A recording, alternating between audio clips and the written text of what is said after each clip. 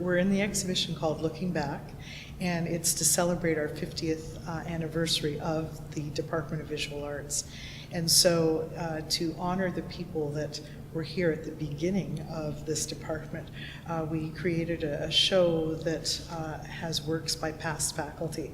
And the works come from the McIntosh Permanent Collection, and they're works that were collected from approximately 1965 up to 2004. So this was curated by myself, and my co-curator was Tricia Johnson, who is a faculty member here in the department. And I jumped into the project probably 8 months after it was already developed, but actually helped Tricia with the selections of work that are in the show.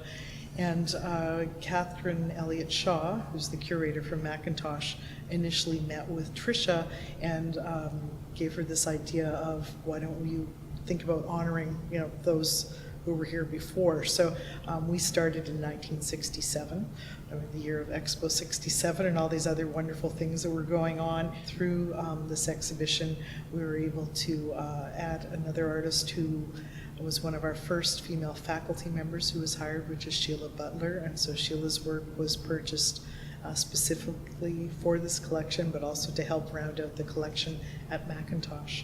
It's also important for our students to see works, like to them 50 years ago would sound like a long time, but it shows them, like perhaps some of their contemporaries' influences may have came, because these are seminal Canadian artists. It was important on so many levels to be able to bring this over here to the gallery, so it was good.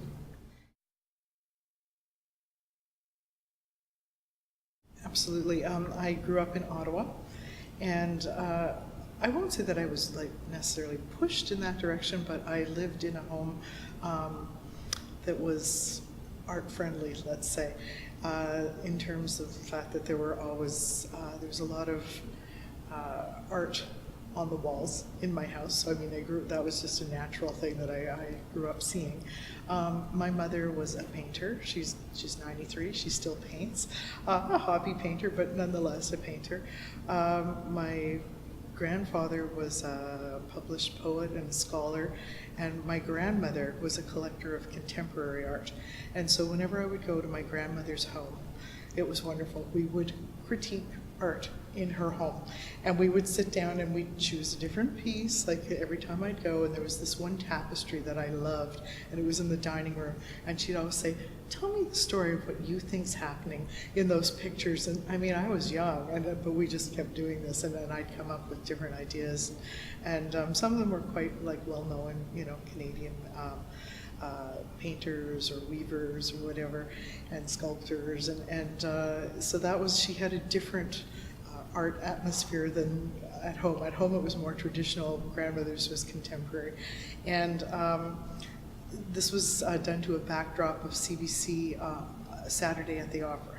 And so these were just really natural things that were for me. And so at the point, I had a little art playroom sort of where I could paint and draw and just on my own, no formal lessons or anything. But then by the time I went to high school, I wanted to go to Canterbury High School, which was in another area, and we ended up moving in this area just so I could go to this high school because I thought I loved the arts, and obviously I did. And it was an equivalent to Beale. It was the art school, and it was probably one of the first ones in Canada that was known for, the creative projects that were going on there. And it was also the first time that they ever made the offer as a high school student. You can imagine what this seemed like. You could go into the sciences, or you could go into the arts. And it's guess what I chose? And some days were just all day long were different studio classes. So I got an amazing introduction, into the arts. And if I could share another little story of one time, I was young, I was probably in grade 4, and we went on a class field trip. And we went to the National Gallery of Canada. And this was in the old building when they were on Elgin Street, so it wasn't as big and grand as it is today, but nonetheless, to me, it was pretty amazing. And I saw my first work that I was really impressed with, aside from what I was seeing at home, was a sculptural installation by the artist Nancy Graves. who was a feminist artist she just passed away in 1995, I think. And so she was working as an artist in the 60s in New York. And she had this installation of camels, life-size camels. And along with that, she also had they had a video. And I remember this really vividly because, I researched it later on. I went back to it because it just sort of stuck with me. And she was also looking at, issues between visual arts and nature and science, and bringing them together. And she was fascinated with camels and just thinking that they're, when you think about it, a camel is a very strange animal with, they have their 4 stomachs and, the humps, and they grow fur on the bottom of their hooves, and, all the thing, and they have like these dislocated jaws, that help them with chewing. And so she also was seeing them as sort of something strange in nature, but something beautiful. And just as a young child, I was just really fascinated. So after that first outing with my class, I would always bug my mom to either take me to the National Art Gallery or to the Museum of, I guess it's Museum of Civilization now, but it was, I think it was, there was also the Science and Technology Museum. Ottawa has a lot of nice museums. And so, I started at an early age just going to museums, and I thought they were fascinating places, and the dioramas and so on. And I'm sure that that's some of the big influences, and also because there were so many wonderful tours that I went on, and the anima tours that would be there, and I still find it really special when we have a young group, like younger children, coming into the gallery. We don't have it all the time, but when I'm engaging with young students, because I want to be able to impasse that kind of experience onto them. And so it's exciting for me. So yes, rich background, I guess, that brought me to where I am, and I've never looked back. So.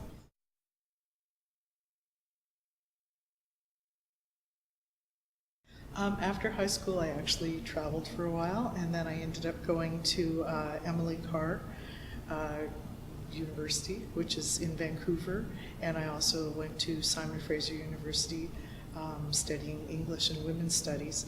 And so I was sort of always, on the boundaries of both, because I wasn't sure how I could get a job in the arts. But when I was at Emily Carr, probably in my 4th year there, I was getting quite involved in activism and politics, and also started seeing how I could bring like my feminist interests in with my activist, nature interests. And so there was a bill that was trying to be passed in Parliament at the time. This is in the 80s. And it was called Bill C-54. And there was a lot of outrage in the feminist community, feminist art community, because the government was trying to define the difference between pornography and erotica. And of course, artists felt threatened that the government would be defining, perhaps something that they considered erotic as pornography, and they could censor it. And so as a student, I was just looking around in the studio and saw things that's like, no, this could be potentially, if this bill went through, this could be potentially censored. And so I curated this show called, what was it? First show I ever curated, really, Bill C-54, now you see it, now you don't, something like that. And so the students really got into this, and we had a gallery, which I think even back then that was called the Concourse Gallery, so similar to our concourse area. The Cohen Commons is what it's called now. And so I curated it, and created a panel with some of our profs, and I moderated the panel, and that was sort of like my big jump into this whole thing as I was a student.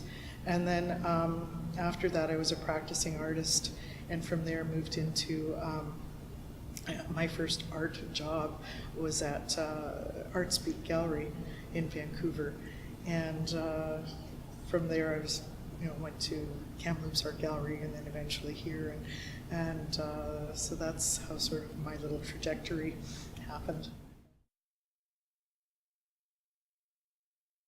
London in particular, I'd already graduated, and I was working out in the field and had been for about 10 years, and then decided that I wanted to do a master's. And as I mentioned, I had women's studies behind me, but wanted to, again, how could I tie this together, and how could I use my, curating and sort of bring things, just make it more rounded for myself. And I'd been reading some work by Bridget Elliott, who was an art history prof. She just retired last year, and I wanted to study with her. And so I applied, and I got a scholarship, and decided it's like, that's it, I'm moving out to London just for a few years, I said, just to come and do my master's and work with Bridget. And so I did do that, and then when I graduated, it was like the week that I graduated, they offered me the job part-time here in the art lab as the coordinator of the gallery, because there wasn't a director in the gallery, and there wasn't really a position. It was student run, and then the position changed over the years, and so I've been the director for 12 years in the gallery. There's not just like the history of art here, artists, like I think of people like Jamili Hassan and Ron Benner, and people who are friends, but there's also there's a lot of young artists who have chosen to stay here, both from our program here at Western and from Fanshawe. And I think there's a really nice milieu that's quite welcoming, like to young artists, and there's a lot going on. So.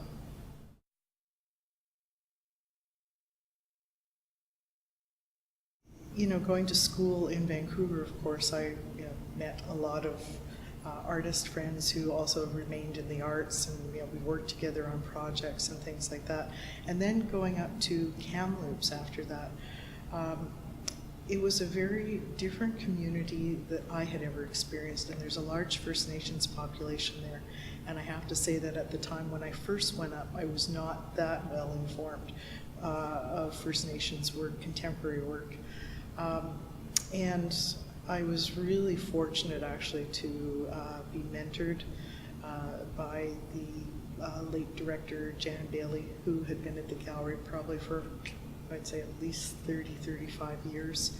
And she started it when it was a very small like basement gallery, and then at the point where I arrived there as the chief curator from Vancouver, they had built this world-class building by architect Peter Cardew. It was, they had a massive collection. So it was a real eye-opener to go from artist-run culture in Vancouver and as a practicing artist to going in sort of as like, full-fledged curator. Although I'd been curating in Vancouver, it was like a different league, a different ballgame.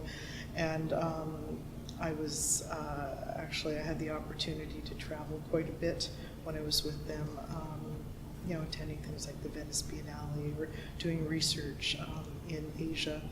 And that was, Jinmi Yoon is the artist that I was working on a project with, so we went to China and Korea, and I was doing something else in Japan, and they would want me to bring this back to Canada. So I was very lucky that I had that chance to do that. So even though, again, like they're different communities, the communities were intermingling, and they were really different. I think the other thing that also, I would definitely want to believe it's changed, but at the time that I was doing this, coming first from Ottawa and going to Vancouver, and then a few times sitting on a Canada Council jury, where I started seeing the huge difference in demographics. There's a much larger Asian population in Vancouver, for instance, in BC, and there were some interesting, dynamics and issues that were going on in terms of, women of color, and just an opening up of those issues that was happening, back in, again, like the late 80s. And so having the opportunity to work to help make change in terms of what was getting programmed, back in those days. So again, like a crossover of things, but still really different communities. And then settling here in London, where of course I still keep in touch with a lot of the same people across Canada, but I would, this is a bigger community, of course, than Kamloops or Kelowna. but yet it's a more intimate community than, say, Vancouver. And you usually just about everybody in the art community, whereas Vancouver, I'd say it's too big to say that you have a handle on everything, but you still have a good idea of what's going on. So there's differences and similarities.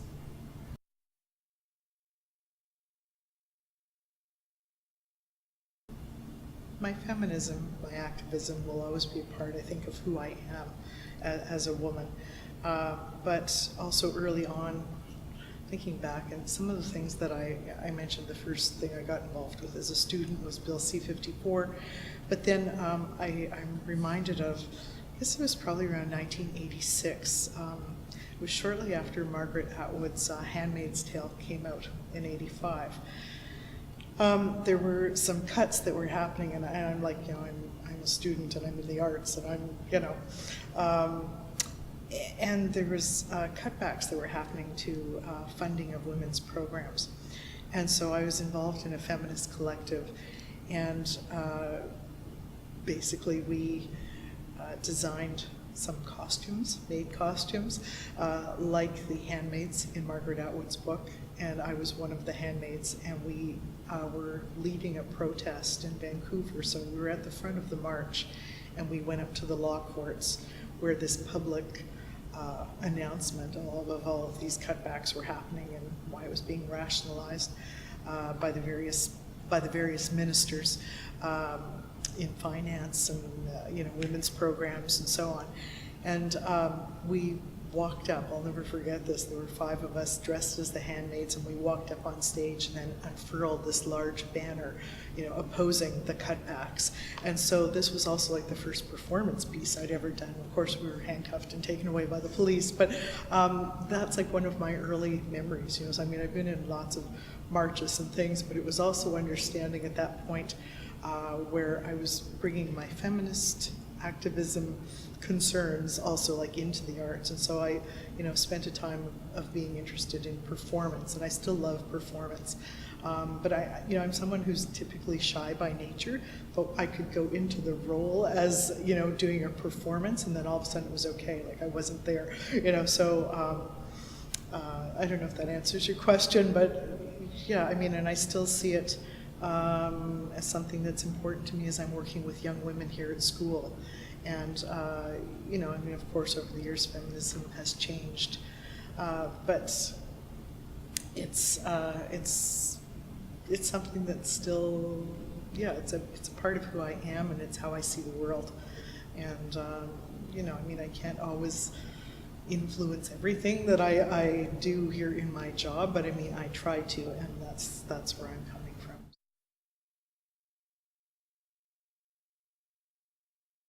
I'd say a lot of the classes that I've taught in the past have often been predominantly women, and it's been interesting how when I was teaching gallery practices, for instance, that some of our projects would take a lead like in a feminist direction. I won't say I forced it, but I want to make them aware too.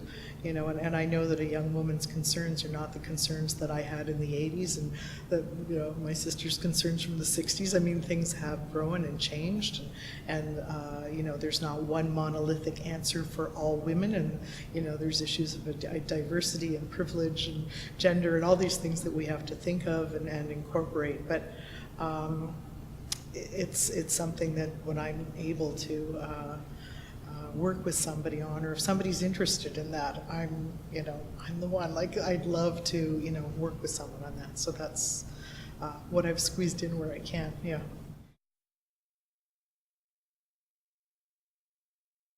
Oh, I think we have challenges in the arts all the time, every day. But we're certainly in the arts. One of our problems has always been funding. My partner works in the sciences, and the amount of money that I hear they get for some of their grants compared to what we get has always shocked me. And we managed to do so much with so little, and I hate to say that that's how we tap into our creative energy to stretch our dollars, but at times we have to. And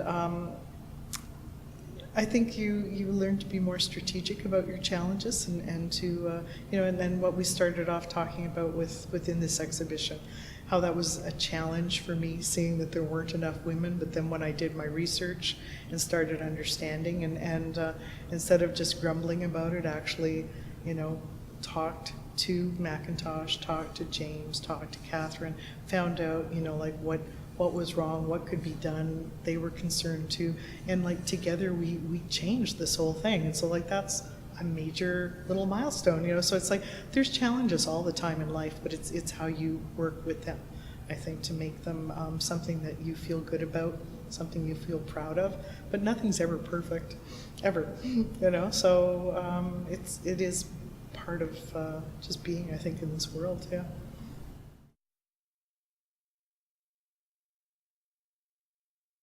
I think early on, when I talk back to Vancouver days, my first official curatorial job at ArtSpeak Gallery, I'd been on my own. Like the year before, I'd gone to the Venice Biennale, and I was actually included in the Venice Biennale with Zainab Verji, and I was at the opening, and in one of the unsanctioned sites off of the Biennale, there was work by an artist named Shirin Nishat, and I'd never seen her work before, but I was just totally blown away with it. And it was her Women of Allah series.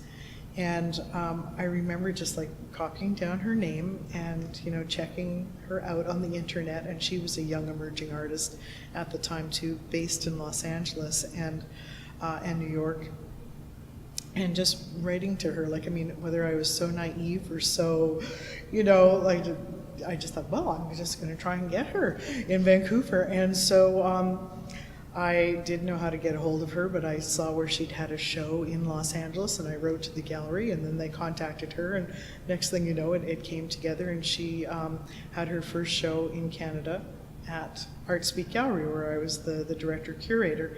And we had no money. This was an artist-run center, and she was also, young and emerging and wanted to show her work. And she literally put, this was a photographic exhibition, and each piece was probably about 4 feet by 3 feet. She put the works in tubes and sent them by FedEx. I mean, they're worth thousands and thousands of dollars now, but at the time it was like, well, just put them in FedEx tubes, and I was able to fundraise and get money to fly her up here for the opening. Like when I think back to it, it's and she stayed at my house, and but this is someone who's like a major international artist now, and she was just coming out at that point.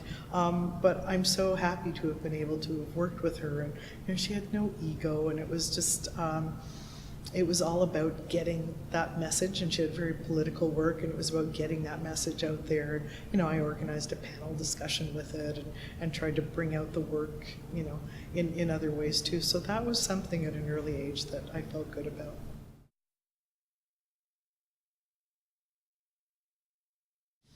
Well, I think that we always talk about the value of arts and culture in society, and we think that it holds an intrinsic value, which it does. But it can also illuminate, I think, our world in very different ways, aside from just like the personal intrinsic value of it. And I think that that's really important, especially when I'm sitting here at Western and talking about the importance of art. And it manifests like in so many different ways. It's whether it's generating jobs, or affecting the community, or our mental well-being, or just our visual pleasure of how we see the world, and it affects society, and it affects education. And so I think that it holds the highest of importance. I mean, obviously I've dedicated my entire life to the arts. I can't imagine doing or being involved in anything else. So it's something that I hope always continues on at both the university level, but obviously outside of the school system too. It just deserves and needs to be a part of our society. So.